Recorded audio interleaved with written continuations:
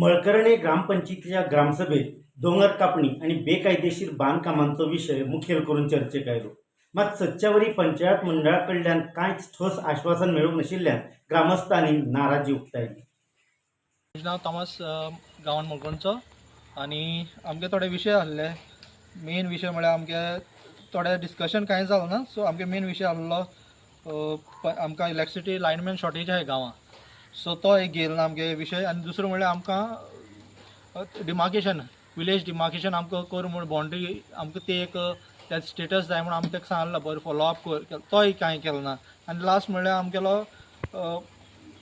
हेजो hill cutting status तो एक इशू जालो आमगेलो. सो तो एक जाय आसलो आमकां.